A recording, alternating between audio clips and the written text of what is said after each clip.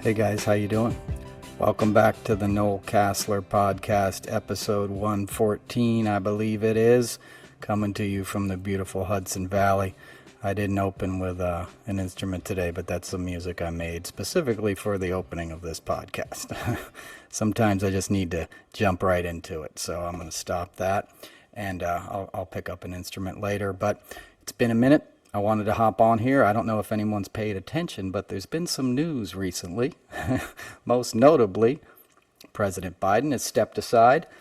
He has, passed the torch to Kamala Harris, VP Harris, a very beautiful, competent, intelligent, woman who sort of exudes a lot of what we need right now, which is unity and love and positivity and youth, because that's, I guess, what people were demanding. We can get into all that later. I liked President Biden. I'm a big fan of his policies, but, obviously nobody was going to let him stay the candidate. At least big media didn't want it, and big donors didn't want it, and money talks in our world right now, which is its own problem. But we'll have to deal with that later, because right now we just need to defeat Donald Trump. And that wasn't looking very likely after the debate, right? And now it is much more likely. And I feel that the momentum we've had in the last week or so is very important, and it's crucial to the victory. But we're at an inflection point this afternoon, and this is why I'm coming to you, and I'm going to put this up on my podcast or whatever as soon as I'm done. And it's because, Donald Trump is a master media manipulator, and he has not been in the news for the last week, and he's flailing, and it's driving him nuts. And he picked an awful candidate as his vice presidential choice, and everybody's dunking on these guys, and it's driving him nuts, because Trump's job is to stay at the forefront of the media ecosphere. That's the deal that he made with big media, right? That's why he became a popular candidate in 2015, because CNN learned that people were paying attention to a debate in July between a bunch of dorky GOP guys, because Trump was insulting them, and he was insulting, the moderators, and being sexist and misogynistic and racist. And that sells, right? We're a nation of spectacle now, and spectacle is is defining a lot of our political moments. That's why Joe Biden suffered from that debate, because people wanted to see him kick ass, which I get, that's natural, right? We needed to see somebody like sort of rhetorically slap Trump down, and that wasn't going to happen. And you obviously can't rely on the press to do that. So we need a candidate who can do that. VP Harris can do that. Trump knows it. It's why he will not debate her. He's terrified of her. He's terrified of competent black women. He always has been. I've told this story before. Maybe I should tell it later. But when I worked on Celebrity Apprentice season 10, or I don't know if it was season 10, it was 2010. So whatever season of Celebrity Apprentice, falls in that calendar year, that's the one it was. I think it was the second sort of season of Celebrity Apprentice. He was on it for 14 seasons. I can't keep track of the math. Who cares? The guy openly used the N-word, and MSM, NBC kept signing him up, right? So there was no secret that he was a racist. But on this particular season, his choice was between Holly Robinson Pete, who had won all of her contests, who was as competent, as talented, as as beautiful, and as just like, she presents so well that any CEO would trip over themselves to hire this woman to run your company. Like, you don't, she's a once in a lifetime kind of candidate in terms of what the premise of this show supposedly was. And in all the years I'd worked on it, she was by far, she took it the most seriously and did excellent. Most people, treated it like the joke it was. She didn't. So there was another guy her year in the finale who's Bret Michaels, who was the singer in Poison, nice enough guy, him from the bandana and the Neil Diamond-esque Every Rose Has Its Thorn 80s, power pop tune. I don't want to call it heavy metal, but if I've told this story too recently, I apologize. So I was working on the Tonys with that guy a year before. He didn't come to rehearsal. The rest of his band was performing. It was Poison. They had a jukebox musical or something that year, and we were doing a tribute to that level of Broadway talent. You can read between the lines of how exciting that was for folks that appreciate theater, but this guy doesn't even show up to rehearsal. He doesn't learn his stage direction. So when it's showtime, instead of moving upstage immediately after, because it's a live show and there's all these set changes, so he's supposed to move upstage, which is towards the back of the stage. He walks downstage towards the audience and starts waving. And a stage manager turns to me and like, did you tell him to do that? I was like, no. And he's waving because he's surprised that people are clapping for him. It probably hadn't happened in a while, being the lead singer of Poison, right? So he's, in the moment. It was just fine. The scrim comes down on his head, a curtain that has a steel pole at the end, weighted, comes down, knocks him out flat. We thought he was dead. Like I thought I was seeing a guy get decapitated. He's taken off in an ambulance and spends a long time in the hospital with a brain injury, weeks or something. I don't know the specifics of his injury, but it was fairly serious, and he had some other health complications already. I think he was diabetic or something. None of that is a joke. None of that is his fault. None of that he deserves. It's not my point.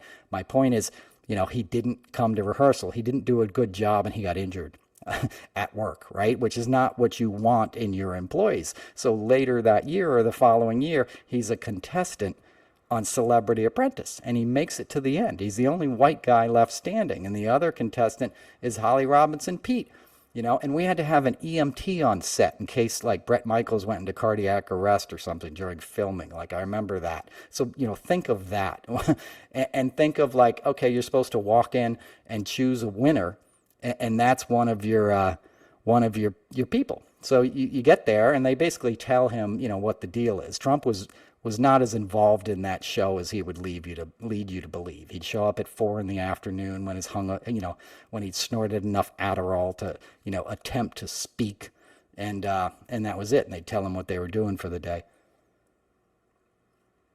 So he shows up for this particular one. The producers tell him who's going to pick. He's leaving the building. Or going back to, the dressing room thing. He was getting in an elevator. This is how I remember it. And he turned to Keith Schiller and said, they want me to choose the N-word. They want me to pick the N-word, right? He says that casually, openly. And apparently he'd said it earlier to the producers because Holly, I think, had heard that. She'd done something publicly, and I don't want to drag her into all this, but that's who he is. He said the same thing about Kwame Jackson in the Apprentice years, and another contestant, I think Bill Pruitt, who was one of the producers, put that in a recent book. Now that his NDA is expired.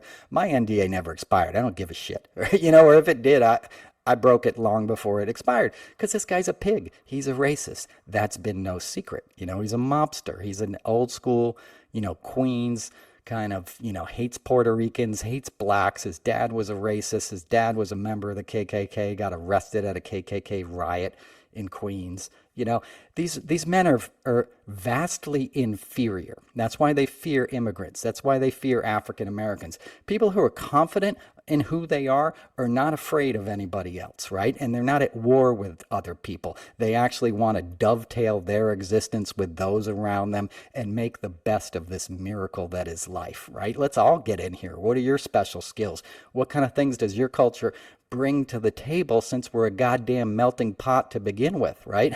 Unless you're Native American, you weren't born here, right? And if you were, if you are Native American, you got the raw deal, like the African Americans got the raw deal. So somebody who's still being punitive to people like that, in 2010 or 2024, doesn't not only deserve to be anywhere near the Oval Office again, or for the first time, they don't deserve any kind of public forum, right? So what happened today is Trump gets kicked out of the news cycle because of the Kamala energy and all the Zoom calls and everything like this, and he's flailing. He's pissed off. His job is to be at the center of the narrative 24/7. There's no such thing as bad press in Donald Trump's world. He knows it. The guys who are behind him know it. Putin and all these guys. Him being contentious to some black journalists, women journalists, it's not gonna hurt him with his base. And if you don't already know who the man is now and you're on the left or undecided, then you're a moron yourself. You're not paying attention, right? So what it becomes then is a political stunt, right? I'll go there. It'll obviously go poorly. There'll obviously be clips of people laughing at me. I'm obviously not going to answer the questions, and I'll just spew my lies, and they won't stop me, and MSNBC will carry it, and CNN will carry it, and they'll carry it live so everybody can cut clips and put the outrage on their Twitter feeds, and the Lincoln Projects and the Midas Touch and everybody who makes a lot of money off of what the latest, greatest, horrible thing Donald Trump says will endlessly retweet it, and you can support their PACs and sign up for their bullshit, and you can get the same media atmosphere you've had since 2015, right? And I know everybody's addicted to this stuff. I know everybody's fans of these people, and whatever. It's a business now, and that's the business model, and that's the same business model that never moved the scales for Biden, because people didn't know about Biden's accomplishments, because all they were hearing about every day was Trump's trials on MSNBC and CNN and on their favorite internet personality. It was Trump, Trump, Trump. And I talked about Trump all the time too. I've kind of stopped to some extent. I'm sick of talking to him. I'm not making a buck about this. If I write about him, I'm doing it something, I'm trying to make valid points in my Substack, and I'm giving it away for free. I don't do this show that often. I appreciate people who support me. This is not a business or a job for me, and I'm tired of this stuff, as I say every week. I got one appearance this weekend, another one on Monday, and I want to go back to the real life. And the rest of us can too. That's the point. This is a moment where we can change the momentum. You don't have to endlessly retweet this stuff and talk about it all day. And I'm only hopping on here to talk about it this afternoon because I know what the media cycle is going to be like in the next 24 hours. And that's what he wants. And that's what he's been great at doing, because there's so much money involved in the outrage. Stars get launched, lip syncing stupid things he said at his press conferences, in 2020. That shouldn't have been news every day. We shouldn't have had to witness that kind of insanity when people were dying, when they were being fucking piled up in freezer trucks in New York City. And this clown is having press conferences every day and acting like an idiot. He happened to be the president of the United States, so they had to cover it then. He's not the president now. He's a failed candidate. He's a, twice impeached, 34-time convicted felon who has a bunch of other cases that he's dodging because he put a bunch of stooges on the Supreme Court that are owned by the Federalist Society, and a bunch of billionaires who want to take away your rights, who want to punish the kind of people he was speaking to today, and continue to manipulate the knuckle draggers who support him, the racist, tired, mediocre, scared white men and women in this country that are like, why does it have to be about race? I heard somebody anecdotally responding to the white men for Kamala or something Zoom call. Well, why does it have to be about white? That's always such a comfortable thing for suburban white people to say, right? I heard a lot of the people I went to high school with when the Black Lives Matter stuff was really taking shape, beginning in Ferguson, right? Well, why does it have to be Black Lives Matter? Why can't all lives matter? All lives do matter, okay? That's not the point. The point is certain people are targeted because of the color of your skin, and institutionally, those people are being abused, and you're not doing anything about it. And when confronted with the truth, you're all of a sudden pearl clutching and, pissed that race is brought into the issue while you're sitting in your all-white suburb, right? Sending your mediocre kids to a decent school, while other people are forced to live in circumstances where they can't get ahead, where it's much harder, right? Where the playing field isn't level. And that's a lot of what Donald Trump is trying to protect in this country. The uneven playing field, the thing that rewards mediocrity, that allows you to hand down not just wealth at the top, not at the Trump level and those kind of guys, but the low level racism, the I'm only going to hire, white guys to work on my thing. I don't want any immigrants. Well, you're a fucking moron, because nobody works harder than immigrants, okay? We just had a bunch of stuff done here the other day, and I can't believe how hard these guys work, and I'm not trying to stereotype it, because that's the job they have to do, and they're doing it excellently. And I know there's other things that they want to do, and what you want is for people to come here, work hard, get a leg up, and then the next generation doesn't have to do the same thing, and we get to flourish. We get to expand upon the talent and the resources of this nation. That's the goal, letting people live their dreams, right?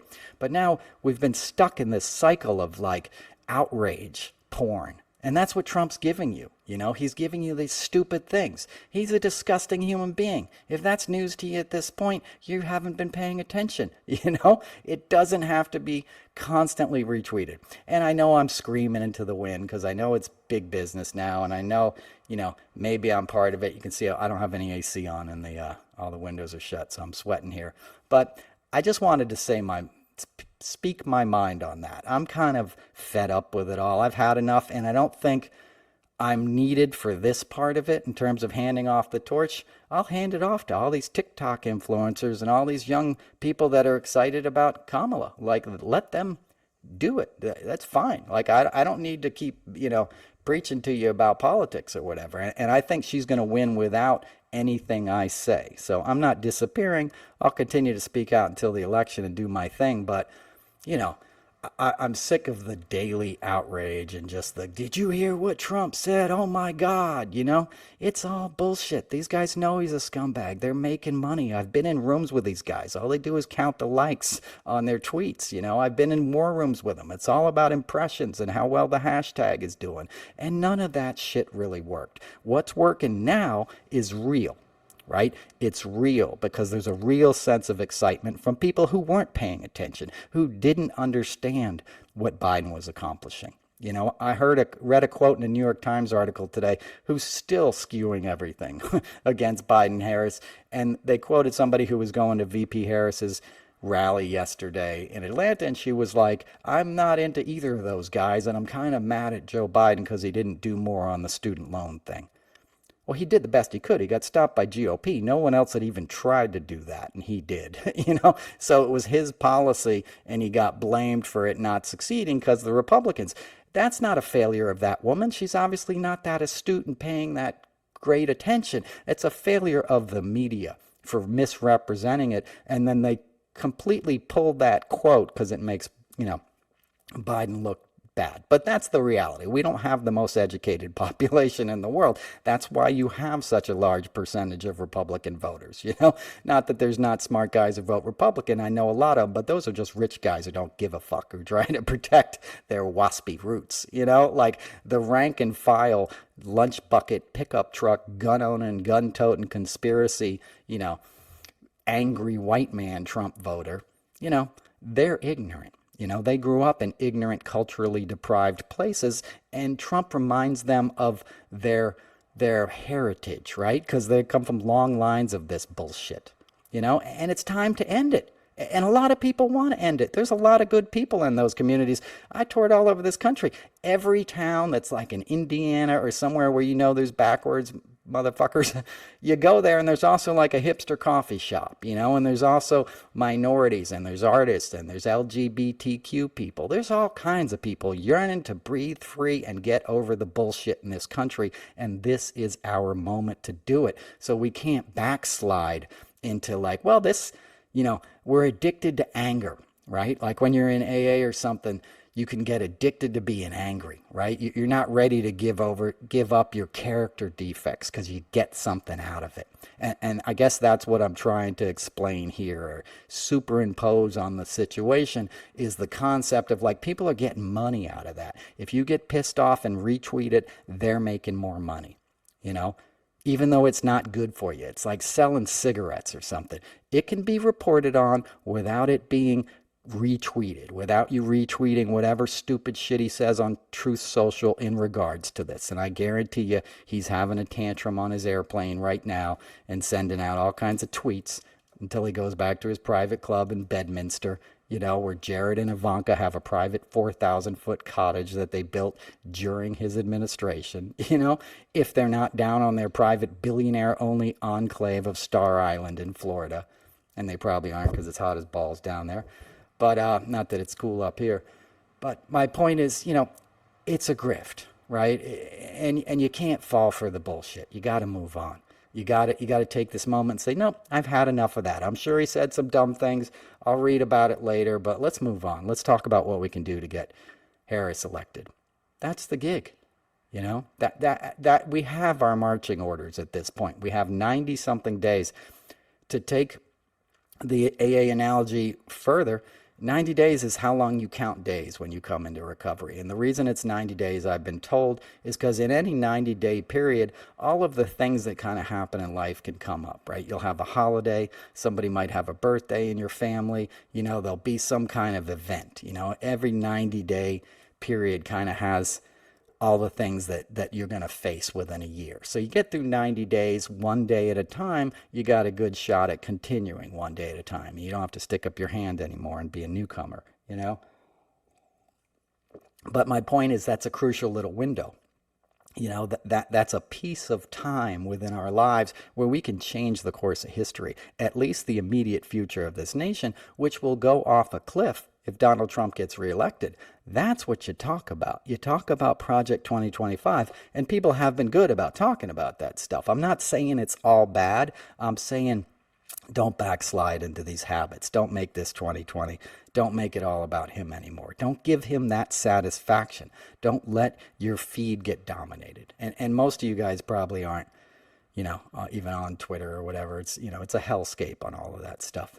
But 90 days, right? AA. You can do it one day at a time. One day, wake up and think, what can I do today? Who can I convince? Who's my MAGA neighbor, that I could call up and maybe change their mind? Or somebody I went to high school with who likes guns and pickup trucks and lives in the woods and kind of bitches every time he drives to Yankee Stadium about all the migrants or something, but is also in a union and works with heavy equipment for a living and might be open to the fact that his kids might need an affordable education someday, or he might need his Social Security in a few years when he retires, or affordable health care, or not getting gouged by prescription drug companies, because all that shit goes away if the Republicans get reelected. If you got a guy like J.D. Vance in there, Elon Musk and Peter Thiel are writing up the economic policy. They're making it Bitcoin City, baby. And you're going to have fucking server farms in your backyard and fracking operations in your front yard. That's where it's going. And you're going to have Trump like, bring me your daughters, and he's going to hand it off to Queen Vanki.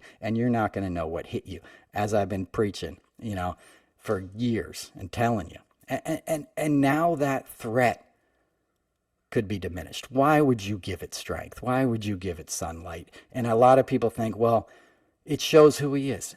People already know who he is. It's not your job to show who he is. He'll find his audience, the people who want to hear that shit. And the people who know he's a scumbag know he's a scumbag. So that's my rant on that.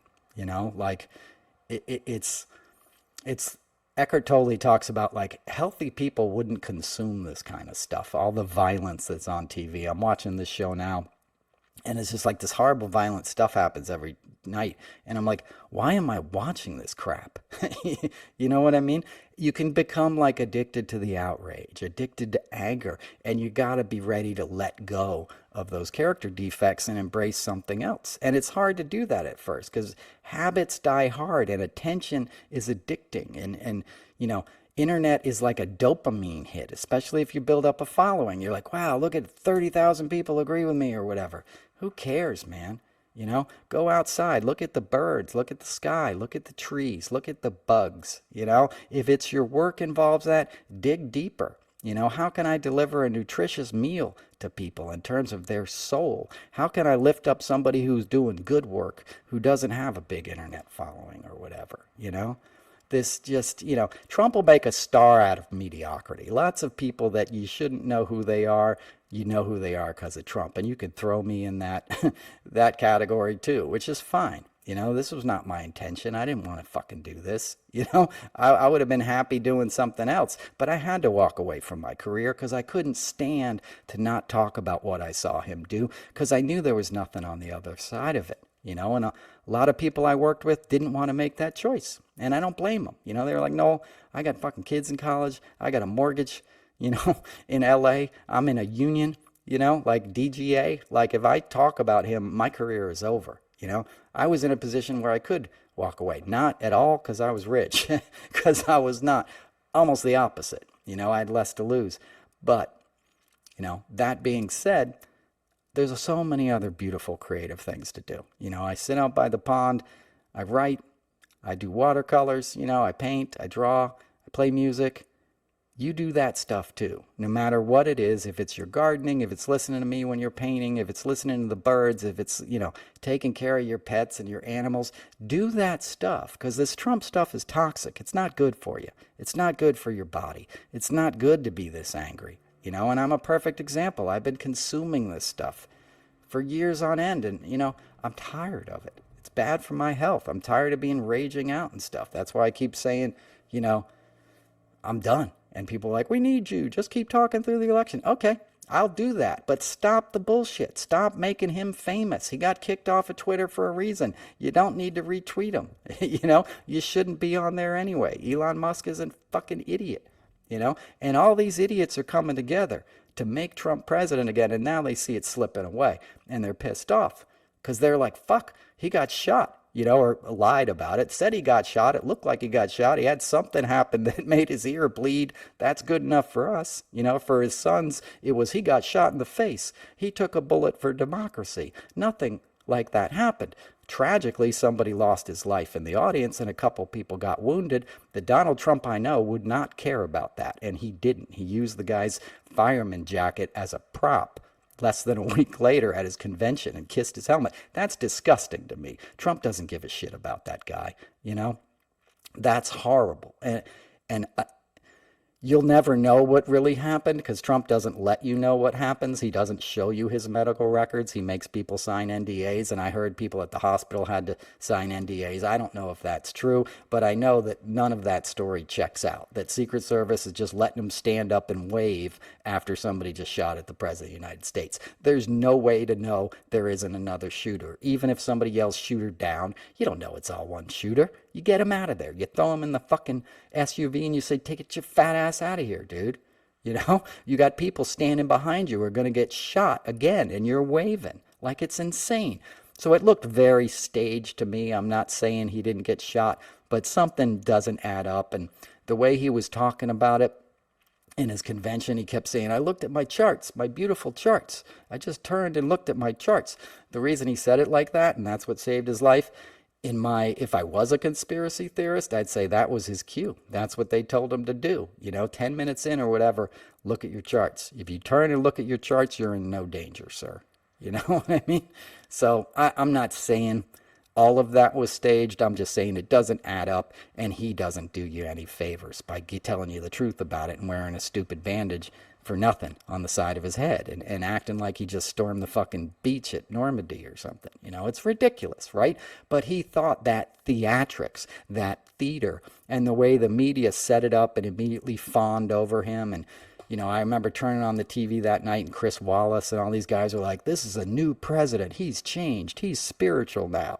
And a spiritual guy is just sitting in front of a bunch of, black female journalists, black excellence, and insulting them. So he hasn't changed at all. He'll never change. He can't change, right? You have to want to change when you're as fucked up as Donald Trump to change. And he doesn't want to change. It's like getting sober. He's obviously an addict, right? It's the same stuff. That's why I keep referring back to addiction. You have to want to do it, and even then, it's going to be really hard. Not that there's not hope, and not that it's not worth it, but it's a lot of work, and it begins with humility and admitting you're powerless. Donald Trump is not the kind of guy who would ever admit he's powerless because he feels so powerless deep inside. He's scared, That's what addiction comes from. It's self-centered fear. And that guy's the most fearful person I've ever met, right? So even in the physical situation of getting shot at, it doesn't make any sense that he's like, none of it adds up to me. You'll never know. I'm not jumping into conspiracy stuff. I'm just saying that was a very theatrical situation, which was a boon for his campaign. And he thought he was going to glide to re-election, and the media went along with that narrative. And then it changed a week later, and Biden, in many ways, outfoxed him by stepping down, which I don't think, he got basically pushed out. I think the party told him he had no choice. Once the big donors were gone, once he'd lost Pelosi, it was over. And I'm in war rooms. I was in a war room with Pelosi, Christine Pelosi, his daughter, her daughter. She left that room a couple days later. It was weird, right? But you could tell a day or two before that something was going down. They sort of pivoted to Kamala, even though the party line was still push Joe Biden stuff. But you could tell back room they were trying to get rid of him. And you had the op-eds in the New York Times, and you know, he's a humble enough guy to be like, all right, you don't want it to be me, I'll be gone. And I loved his last address. I wrote a Substack about it that came out yesterday. In many ways, he was the last of his generation. He believed in the institutions. He believed in, democracy in a way that a common man could rise to the heights of power. And a lot of that'll continue. That's why you gotta reelect, or you gotta elect Kamala, make her president, VP Harris. But Biden was like old school in a way of a dying DC, right? That kind of Washington doesn't exist anymore. Now it's all about TikTok and, being a social media star and all this kind of stuff. And Biden was a star in the Senate. He was a star when I worked on Capitol Hill in the late 80s. He was a big shot. And, he served this country honorably and well. When it came time not to serve anymore, he stepped aside, even though it was still working. And I think he could have, I think the policies, could have pushed us continually further, but that doesn't end. That's the good news. And we staved off, I think the compromise, if any was struck, was they wanted to replace him and her and go to like a contest and have this like open convention where you decide who the winner is. That obviously would have been a nightmare, as has been proven in the last week, right? Kamala Harris has raised, $200-something million, and you don't have the chaos. You're not giving them, the satisfaction, giving them, meaning the Republicans, the satisfaction of an open convention, which will be infiltrated by all kinds of protesters on the streets and all that stuff, which is, still going to happen. And those organizations are well funded, and their design is to sort of hurt the Democratic Party. Not that there are not well-meaning people amongst those things, but they're trying to play into the hands of Donald Trump by doing that stuff, by that kind of chaos. And I guarantee you Putin or somebody is funding this kind of stuff. The burning flags in front of Union Station, all of that is designed to make Democrats look bad for supporting Israel. And supporting Israel doesn't mean you support Netanyahu. Netanyahu's a fucking criminal, and he's friends with Donald Trump. He slept in Jared Kushner's bed, okay? Charles Kushner goes way back with Netanyahu. And I was writing pieces about him last year and getting called all kinds of stuff on Substack. I'd never been trolled on Substack until I wrote about Israel, and I was called I don't even want to, all kind of derogatory things, So all of that chaos has an effect on the political system.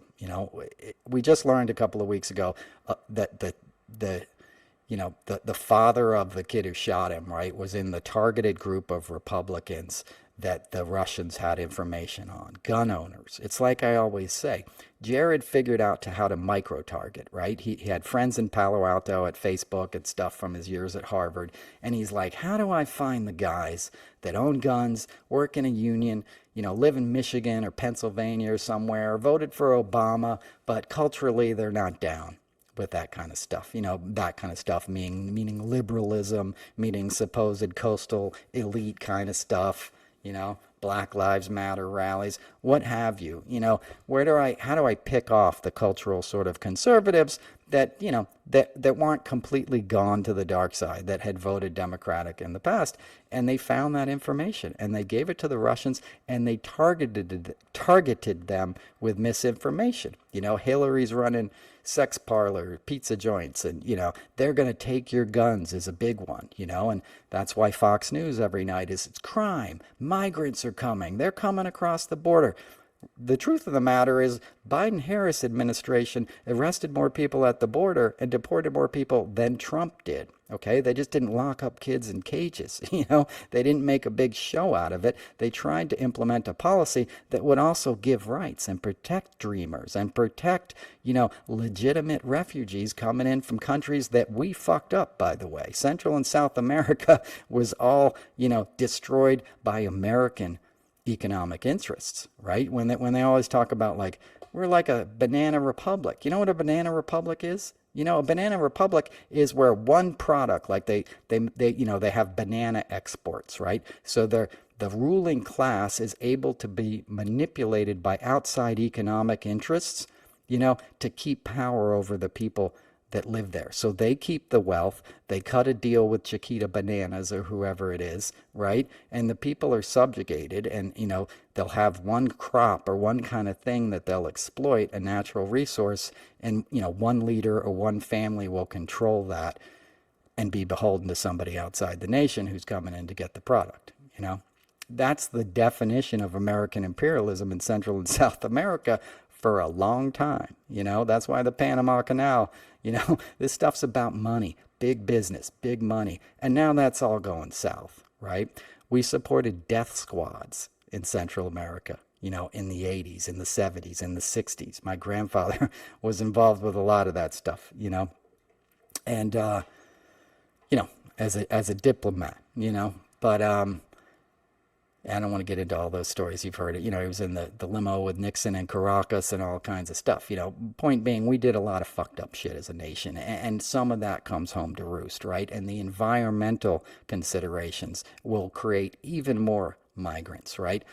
So you demonize the migrants. You don't look at who's really causing all the problems, right? You don't look at the big oil and gas companies that are heating up the planet. You don't look at the Bitcoin bros, the Elon Musks that want to have Bitcoin and AI servers and all this kind of stuff everywhere, even though you're going to drain the water out of the states that are using them and further, tax the environment, and the infrastructure grid, the electrical grids, the energy sources. Like, that's what we need to change. We need forward-thinking people that are going to realize that, these modalities are done. The methods that we've used in 150 years since, the Industrial Revolution have run their course. Fossil fuels are killing the planet, whether anybody wants to admit it or not. So if you're a politician and you don't care about that and you're getting big checks from billionaires, it's real easy to be like, screw all that, get a big pickup truck, get a gun, vote for me. We're not going to do any of that hippie bullshit.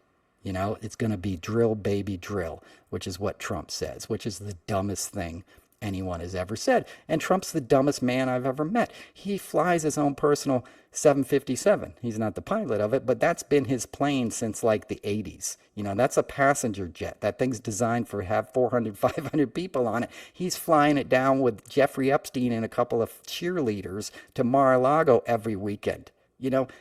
For 40 years, 30 years. That's his private transportation to go to Florida. He doesn't even have the class to get a little Gulfstream or something, a little private jet, which is still going to use a lot of resources. He gets a passenger jet because he needs to project his superiority and his masculinity, because we all know, he's inferior.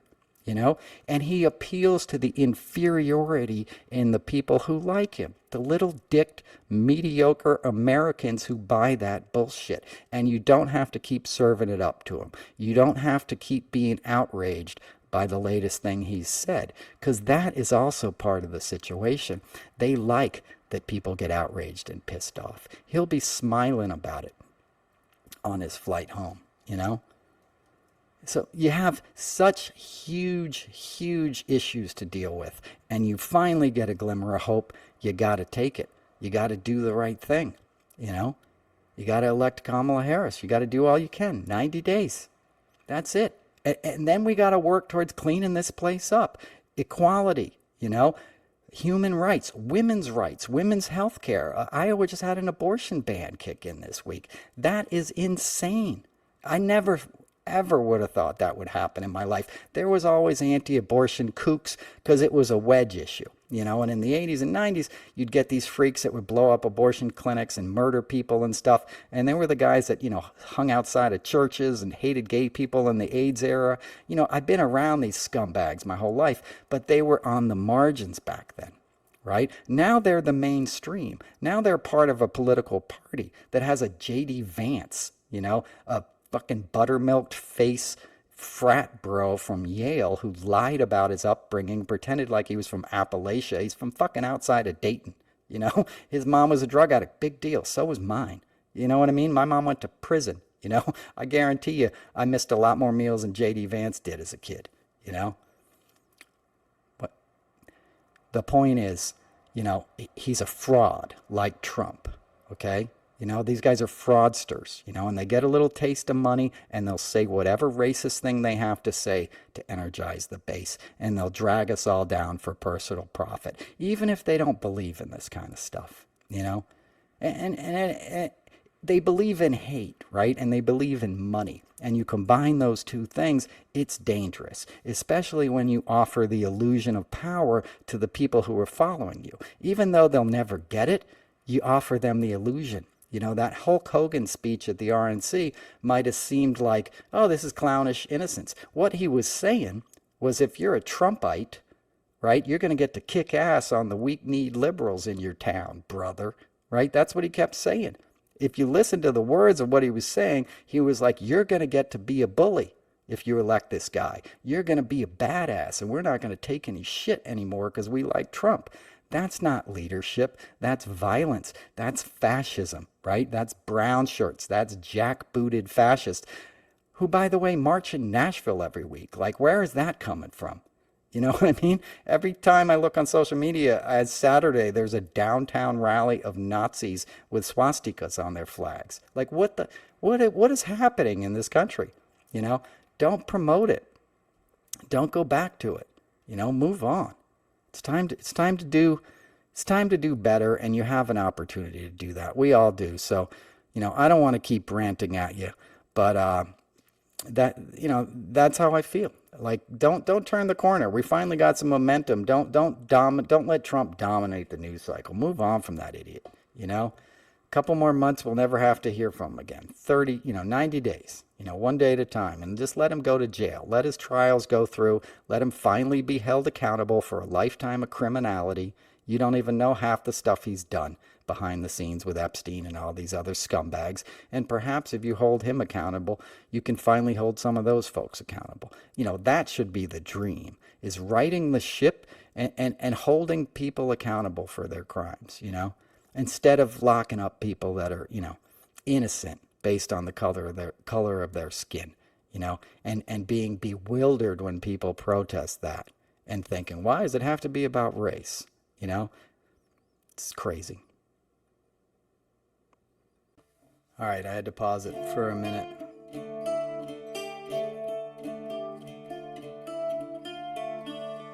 Pick up my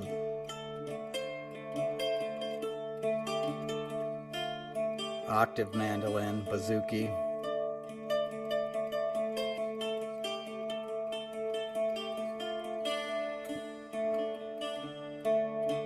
Whatever you want to call it.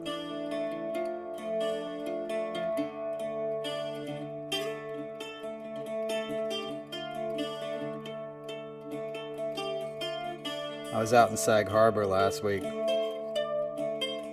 That's why I've been playing this a lot. Reminds me of like something you would play on a ship, coming over.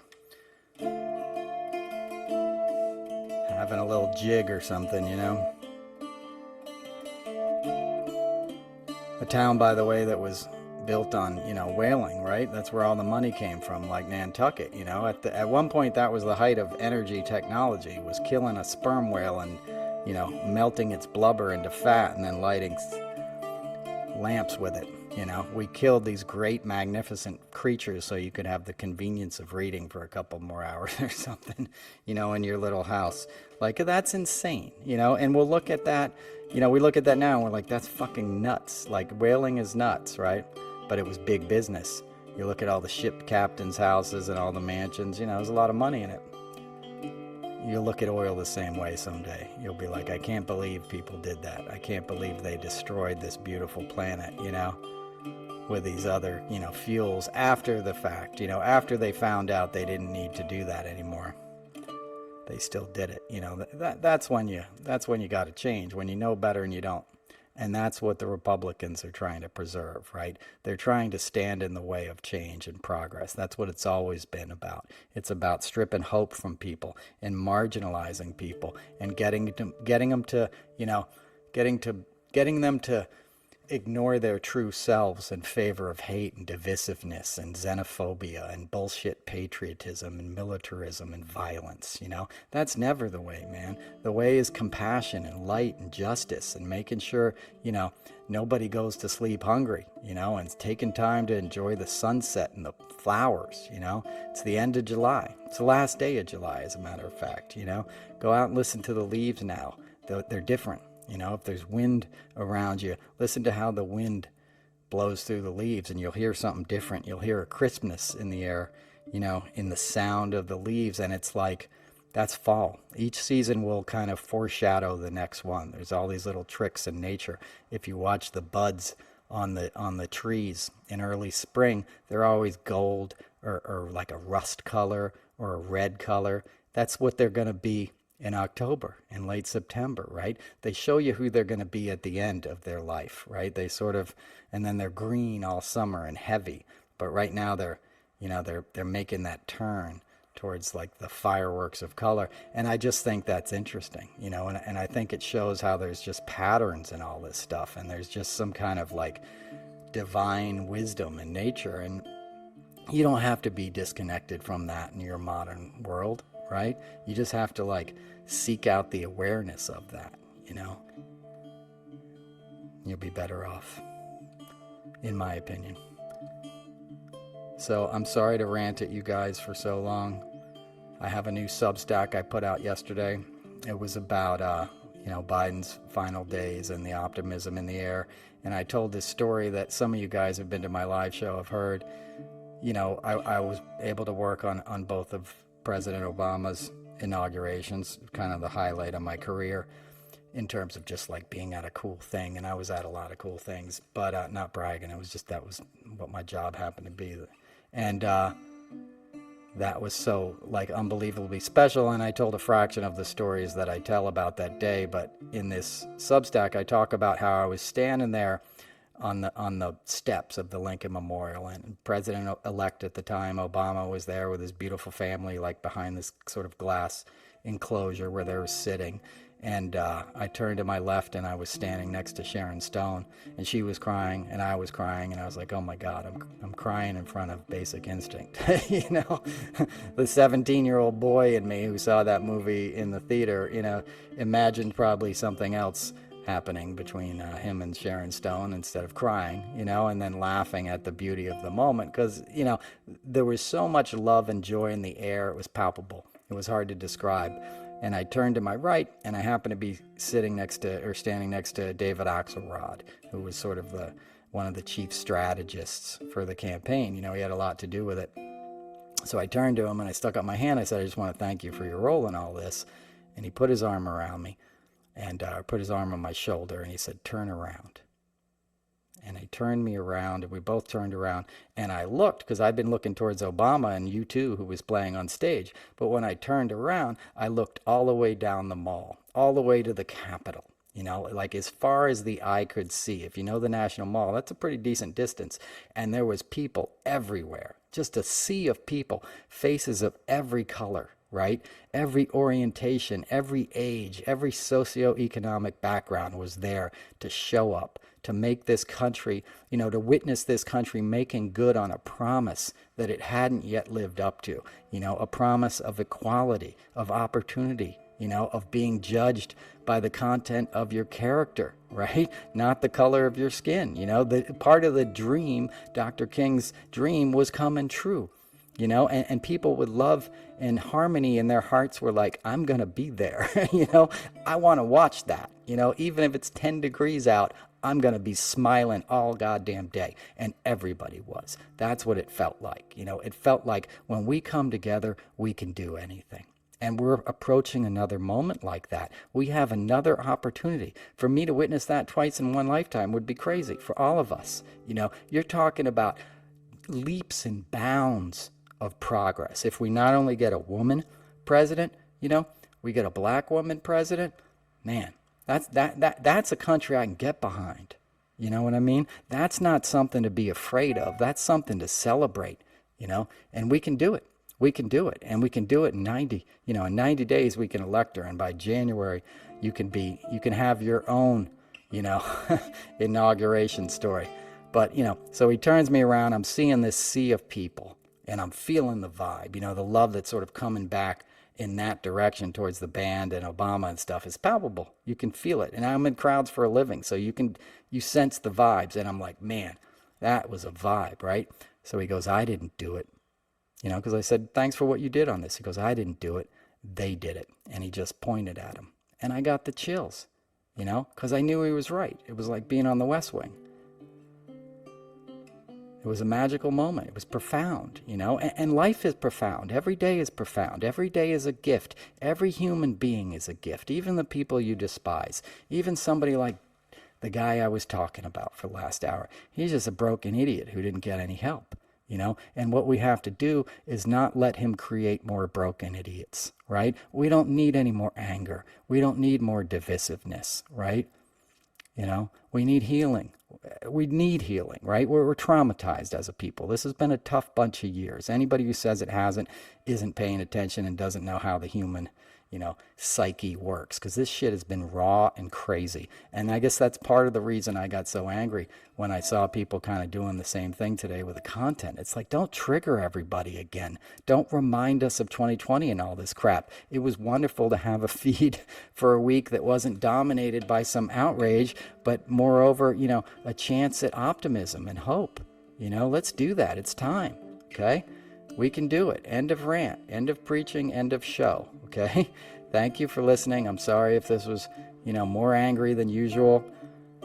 All I can ever really do is kind of be myself when I talk to you. So I'm just trying to give it to you as I see it. I'm not trying to hurt anybody's feelings. I know a lot of these people I mentioned, you know, they all mean well. I'm just talking about what the, you know, what the ultimate cycle, what happens when we continue to focus on Donald Trump. It helps him. Even if it feels like it's negative, it's not. No such thing as bad press in that guy's brain. You know, let the next big press story about him be like he got his ass kicked.